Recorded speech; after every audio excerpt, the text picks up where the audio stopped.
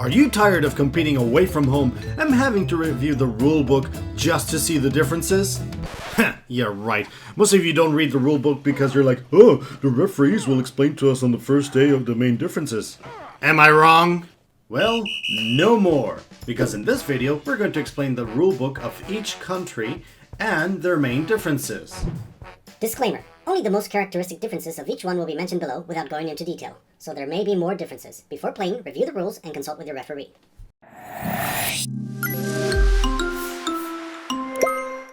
Let's get to it.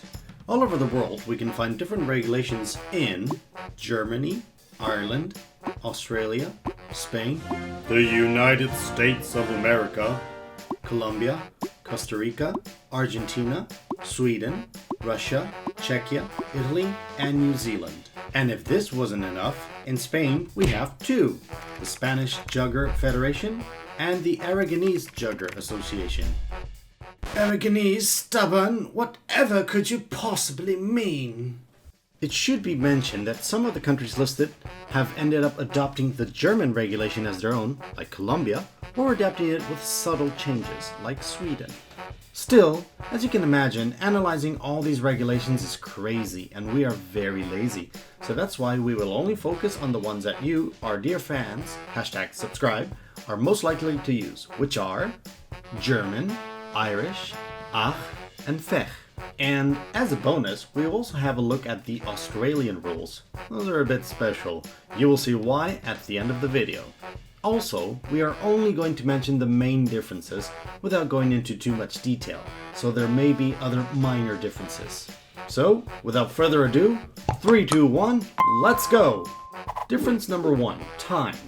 The first difference is how you measure time. While in Germany, AAJ and FEJ, a stone equals 1.5 seconds, in Ireland it equals 2 seconds. Difference number 2, scoring. When is a point considered valid?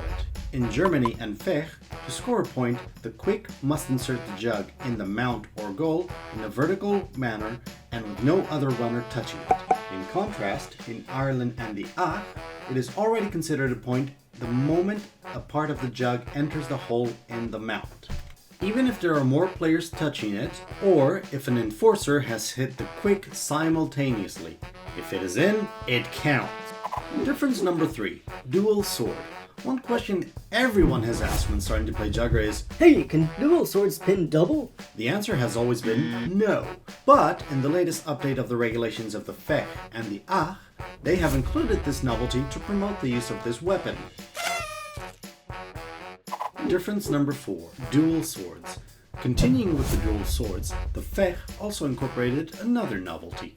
If a dual sword player loses one of their weapons in the middle of a duel, they can continue to score valid hits with the other one, as well as getting up from a pin, attacking only with one short sword. For now, it is the only regulation that allows it.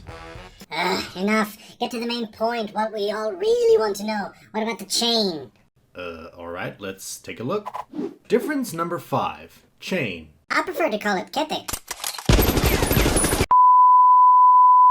This is quite possibly, at least in Spain, the most controversial issue.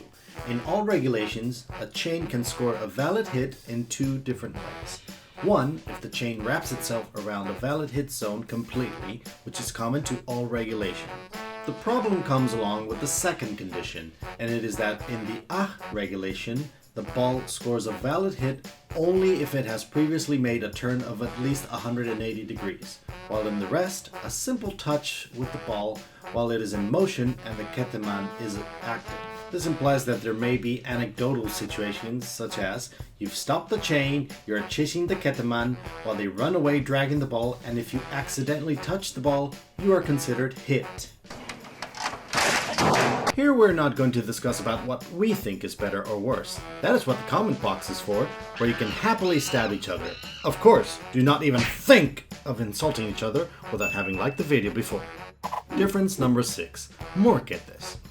Another curious fact about the Kette is that you cannot use it to pin anyone in any rulebook. I mean, in no rulebook except the Irish, which has recently incorporated this change, although this is still in the testing phase. Time will tell if this is the idea of a genius or Satan's. Oh, and in case you were wondering, nowadays all regulations allow rope chains, not just plastic linked chains. Difference number 7, pinning. Let's talk about pinning. An active player who places their knee on the ground and hand on their back is considered inactive. But it says nothing about not being able to crouch behind a pinned person, camouflaging themselves to be inactive, except in the AAJ, which specifies that carrying out this practice is considered slippery and dishonorable. Difference number 8, Qwiks. Let's move on to talk about the Qwiks fight. In this regard, we can say that in Germany, AAJ and FEJ, the regulation is the same. However, the Irish one is somewhat different, since it allows a more intense runner fight with more contact, allowing rugby tackles, for example. And now, let's move on to no one's favorite part, refereeing. Difference number 9, refereeing. Unlike in Germany and FEJ, Ireland and the AAJ have referee cards, which are applied by lack of attitude. Although they are not exactly the same, since while in the AAJ these cards issue the penalty of a timeout, in Ireland they are stricter, giving 2 options. 1, timeout for the player, and the team has to play with 1 less player. Or 2, timeout for the player and a 2-point score bonus for the opponents, but the team may keep 5 players. Difference number 10, refereeing. At the end of this comparison, we are going to mention some curious refereeing differences. Germany. In case of a medium or serious fault, the point may be repeated. FEJ. Whenever the referee has to intervene in the match, it implies a serious fault. AAJ. Unintentional and self-recognized serious offenses are considered minor, unless repeated, of course. Well, and now, before moving on to the Australian regulation, we want to give you a surprise gift. We're going to drop you a table summarizing all these differences visually for free in the video description below. But hey, if you don't want it for free, you can pay us for our efforts, giving us a good solid like for the video, or donating €1,000,000, whichever you prefer. And now, let's move on to the main course, the Australian regulations. And let's start by talking about the beginning of the game, of course. In the center of the field, a circle is drawn where, when giving the starting signal, the Qwiks enter it to fight for the possession of the jug. Another important difference used to be that, in the past, the valid hit penalty time was 3 stones for the spars and 5 for the chain. But now, it is like the rest of the world, 5 for the spar and 8 for the chain. Furthermore, it is not possible to pin, so we get a very active game mode. More differences. The invalid zones for hits are neck and head, just like everywhere else. But the Qwik has a bonus.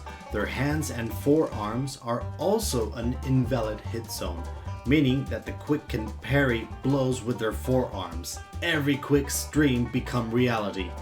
But Qwiks aren't the only ones who are having their dreams fulfilled.